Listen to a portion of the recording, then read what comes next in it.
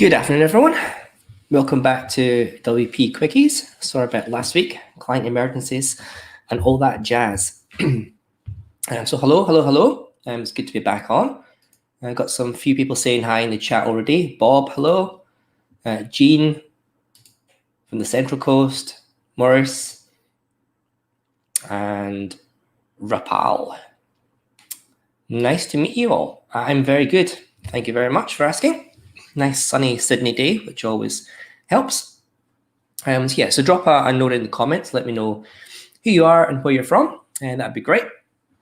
So just in case you're new to these videos, I'm doing this every week. It's called a WP Quickies series. So I try and do bite-sized WordPress tips and tricks in 30 minutes or less. And this week's topic is Google reviews and how to embed them into your WordPress website. And this one was suggested by one of our regular viewers, Clare Ivers. So thank you, Clare, for that. And again, if you have any suggestions for topics, there's a link below this video in the YouTube description. I'll link to a forum and just fill out some topics, send that, let me know, and I'll see if I can get some more quickies queued up for you. Self-Help for Life, Paul in Neutral Bay. Thanks for joining us, Paul. And Dr. John Pollard. Need a WP Rescue Ranger at the moment in Sydney. I think, John, you're not alone. I think there's a lot of people looking for WordPress work just now, especially with everyone working from home and wondering what they're going to do. A lot of people are turning to online and their websites and just trying to update things, make sure everything works properly again. Let me just put my mobile phone on mute. That'd be a good idea. There we go. You lost your back end guy. Okay, well, you can chat to me afterwards. Drop me a link afterwards and let me know. And see if I can help out, point you in the right direction. Rapal is in Mossman, Sydney. Mossman, I'm a WordPress developer. Great. Michelle, another regular. Hi to you. And John as well. It's so glad that everyone has joined me today. And thanks for being back. So let's dive into it today. Before we do that, remember to subscribe, the link below, and hit the bell just so you get all the new notifications when we go live. Okay, straight into it. So today's topic is Google reviews. Google reviews, it's been around for a little while. So back in 2007, Google started allowing users to leave some reviews on Google Maps listings, known as Google My Business now. And really, if you haven't created a Google My Business or GMB listing, then I would really urge you to create one, even if you're not a physical-based business, because it's all about search results. If people are typing relevant things, it's going to pop up in search and in maps. So I really encourage you guys to create a Google My Business listing and get one of those out there, optimize it fully. It's just another notch on the search engine and visibility for your customers. So today I'm going to zoom into the Google My Business reviews part of the listing in this talk, and not the whole wider Google My Business listing. So I still get questions. Do Google reviews matter? I think, of course, is the answer I would say to those people. The vast majority of people will choose a higher rated company to do business with, I think, over an underrated one. For things like eBay, the retailers, the shops on eBay, they basically live or die by positive and negative ratings. So when you do have a Google My Business listing, it's that one extra thing that can help you gain some trust, some authority in your niche with your potential customers. So of course, when you're searching, if you have a Google My Business listing with reviews, then you're going to appear on the search results. And here's one for myself, for my company, 0 Point Development. And you can see straight away that the reviews, the stars, are pretty visible up in that box. So this is a great trust, a great authority. It's something called a social proof, which means that people have invested the time to leave reviews, and when people see the reviews, it's going to be that one extra thing that pushes them over to convert, to trust you, to give you a call, and to fill out your contact form. So definitely worthwhile getting your Google reviews set up. Ask your customers to leave them and kind of build up that review section. But that's not what the topic is about today. We're talking about how to get those reviews into WordPress. So it's fine for them appearing on the Google search results, but we really want to use that as well on our website, just to hammer in that trust and authority and that social proof. Now, there's several ways to do that. If you're a developer, then the easiest way is to use the Google APIs, the Google Map API, and you can pull out all the reviews from there. But not everyone's a developer. So today we're going to have a look at some plugin options to be able to pull out some of those Google reviews into your WordPress website. So the first one I have lined up here, and I'll put a list of all the links for this talk in the comments below at the end of the slide, so you'll be able to get to all of those different places. And so the first one is a free plugin with a premium upgrade option, and this one's called Google Review Slider. Now, as the name suggests, it adds a slider of Google reviews to your website. Now, not everyone's a fan of sliders, but you can actually make this one a static slider, like a gallery. So it's got a gallery responsive list in columns, so you can make it static if you just want to display those as well. So you can, not everyone's a big fan of sliders, but you can definitely make this one a static list, a group. Now the slider itself, I've tested it out. It's fully responsive and it does work well on mobile devices. It works well on my old Samsung Galaxy S6, I think I have, with no issues. So definitely worthwhile checking that one out. The choice to display, you can display only highly rated reviews. So I know that some people's concerns when you start dabbling in with Google reviews is people leaving negative reviews. It's going to happen. Deal with it. But this plugin here allows you just to select the high reviews. So if you're using it for a social proof, a conversion factor on your website, then yes, that's a really good option to have, just to show those highly rated reviews on there. There's a templating system in there, and it's got some sorting options as well. It's pretty limited for the free, but there's enough choices to get you started, I think. The paid version is around $99 US, or it was when I checked last time, and that's for lifetime updates for one site.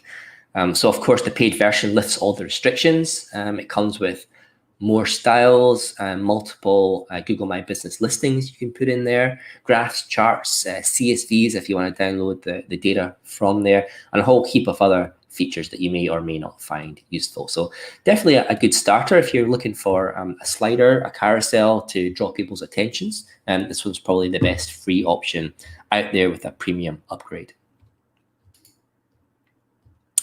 Okay, the next one is Google Reviews Widget. And this is another free plugin, again with a paid upgrade to get more features. But at its simplest, it just provides a widget for your WordPress sidebar, your blog sidebar, and it displays the latest 5 reviews from your Google My Business listing. You can also use a shortcode as well. So it's not just restricted to the sidebar. You can use a shortcode to display those 5 listings. And there's an example on the screen there. I've just made that a little bit bigger. So it's very simple. It just, at the top, it's got your own Google My Business listing, your own name with your average star or rating. And then underneath, it's got the 5 latest reviews that people have left you. So very, very simple plugin, simple widget, but it's a great starting place. If you're really just getting started in Google reviews, this is probably one of the best plugins to use because it's super simple. It doesn't have very many options, so you can really get up and started really, really quickly. So there's just the one built-in style. So you're going to have to break out your CSS skills if you want the reviews to display differently, or upgrade to the Pro version. Now this and some of the other plugins, they actually store the reviews in the WordPress database. And the reason they do that is to limit the number of API calls that it makes to Google, because that will slow down your website, and there's a limit for the number you can call as well. Otherwise, you start getting charged. So certainly a great plugin to start out with while you build up your reviews. And the paid version is around $90 US. And of course, it removes all the limits and restrictions from the free version. And you can bring in reviews from other social platforms as well, like Yelp or Facebook. And there's another couple, I can't quite remember what they were. It also gives you a slider and a grid, as well as custom sorting options as well, and a whole heap of other functionality. So yeah, definitely the free one, good to get started with, and just have a look at the paid option and see if that's going to work for you once you start building up a lot of reviews on the social websites. Okay, next one. This one is for you WooCommerce store people, you shop manager people. This one is called WooCommerce Google Customer Reviews. This is a paid plugin, so it's a premium. There's no free option, and it's available on Code Canyon. It's pretty affordable. It's only $50 US. And a slight twist on this one is that it integrates your Google reviews with your WooCommerce pages. So all the special pages, all the templates from WooCommerce, like your shop, your product page, product categories, then you can add your Google reviews into all these different places on those templates. So definitely integrating with WooCommerce. And again, why would you do that? Well, it does help to boost your conversions, to boost your sales. If you've got reviews on a product page, then people are more likely to click through and trust you and purchase that if you've got some good reviews on that. This plugin, it also sends an email to customers. So once they've bought something through your shop, it sends them an email with an opt-in survey, and that actually prompts them to leave a Google review or another social review for you. So it's a great way of building up your reviews. So each time someone purchases something on your shop, and they get an email to say, hey, hi, thanks very much for your purchase. Please leave me a Google review. And that's another great way of building up those reviews. So it's more and more social proof, social trust that goes into your website and your customer base. So a great option. It's pretty low cost at $50 US, and to be able to integrate with your WooCommerce shops. I think that's a great option there. Next one and last one, we're going to be super quick today. There's not an awful lot of Google review plugins anyway, but I've kind of picked out the best ones here. So here's the last one, and I'm leaving this one for last because I think it's the best. Again, it's a paid plugin from Code Canyon, but this one is only $17 US, so it's definitely not going to break the bank if you want to, even if you want to buy it and play around with it, you don't think it's any good, it's pretty cheap to do that with. And I really like this plugin. It seems to do everything that you'd want for reviews. So unlimited Google places, Google My Business places, so you can bring in multiple business locations if you've got different locations for your business. It's got lots of different built-in styles. So things like badges, lists, a slider. Again, you've got the ability to show only 5-star reviews, leave out all those negative ones. And everything is available as short codes as well. So you can place this content pretty much anywhere on the site. And the number of styles is just amazing. There's about 20 different styles of how you can display things. So you can move the name, the stars, the rating. You can have it horizontal, vertical as well. The sliders, you can have that, different grid systems, different widths, different heights. So it's absolutely super flexible and will definitely fit into any theme that you're working with quite easily. And again, if you're using a page builder, it's all available via shortcodes as well. So you can put a shortcode widget from Elementor or Beaver Builder and drag that into anywhere in your website. And it also, this particular plugin also allows you to build up different styles. So you're not just limited to one style. So you can have a Google reviews grid for your sidebar, for example, like a 1x1 vertical grid that maybe shows 4 or 5 reviews. But then you can have another template, which is a slider that you can have on your homepage.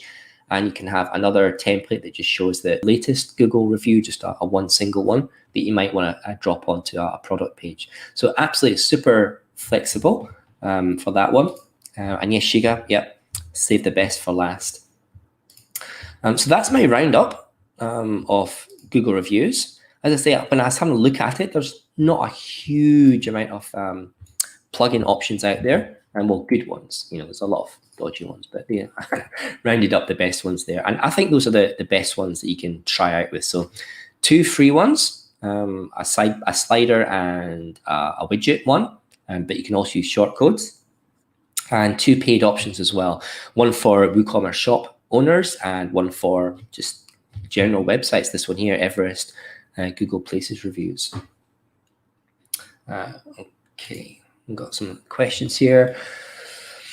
Clario says, I found you to enable billing to integrate reviews in WordPress. I want to do it for a client, but I can't find any information how billing works.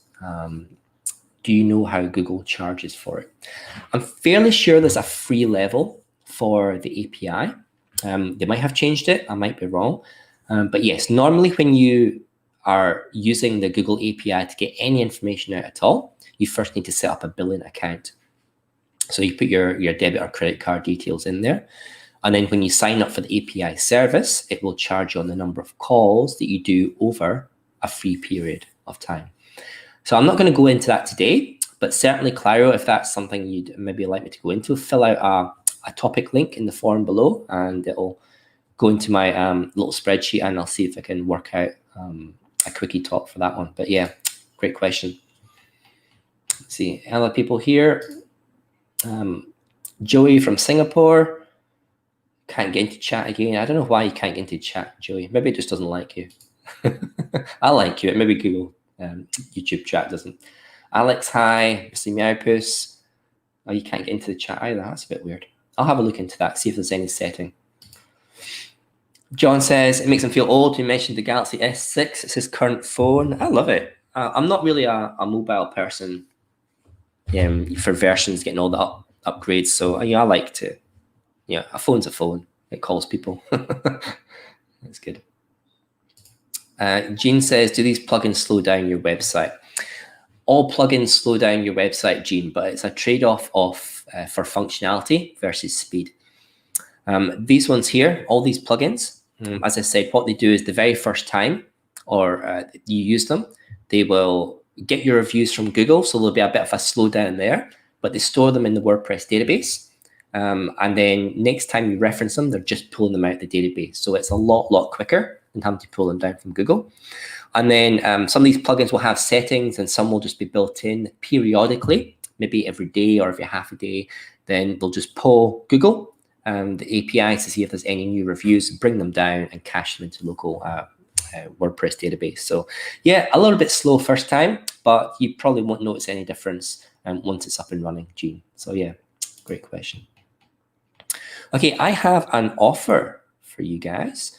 If you haven't got a Google My Business listing and you're looking to create one, or if you have one, you want to fully optimize it, I've got a little listing here, a little article. It's a document, a checklist that goes through how to really optimize your Google Business listing, all the different pages. So you can get it on that link there, and in fact, I'll post all these links in the chat just now. Hopefully that comes through for you. Yeah, that looks okay. So a few comments there. Yeah, so this one here, I've got a coupon code, 50% off, just this week only. It's only $38, I think, normally. So it's going to be like, $16 for you. So it's not going to break the bank. Just if you want to have a go of that. So if you're looking to optimize your Google My Business listing, I go through all the different sections on the listing, just to tell you which ones to fill and best practices to use that, so you can really get that up and running if that's what you want to do. Otherwise, I think we've dealt with some questions. Oh, there's one more coming through. J&A Baron, would these work with a directory site, Geo Directory or Listing Pro? Or would you use the review functions within those themes? So we are talking about Google reviews. So these are the reviews that are left on Google Maps for your Google My Business listing. So it's separate to any other review system for your website. So I know that some websites, for example, the listings, they probably got their own review system where you go into a company and you leave like a review. So what we're talking about today is separate. We're talking about the reviews that people leave on Google Maps and how to bring them into your website. So you can totally use any of these plugins in conjunction with listings like GeoDirectory or Listing Pro. For those, just make sure that obviously the Google My Business listing corresponds to the same address as your GeoDirectory or Listing Pro addresses in there, so it brings in the widget for that particular listing. So you might need to get a paid subscription for some of those to get unlimited number of business listings for that particular plugin. But yeah, I think they would work quite nicely in conjunction with those two themes. That's a great question. Okay, guys, if there's no additional questions, and I'm looking at the YouTube one on my iPad just now, and I can't see anything. Okay, that's cool. So next week, sorry I postponed from last week. I had client dramas which happened last week. So I'm gonna do the WooCommerce webhooks one next week, so next Thursday. Looking at webhooks and specifically WooCommerce and just what you can do to integrate with those things. So quite exciting. I love webhooks. I've got them set up all over the place. So if you don't know what a webhook is, join next week.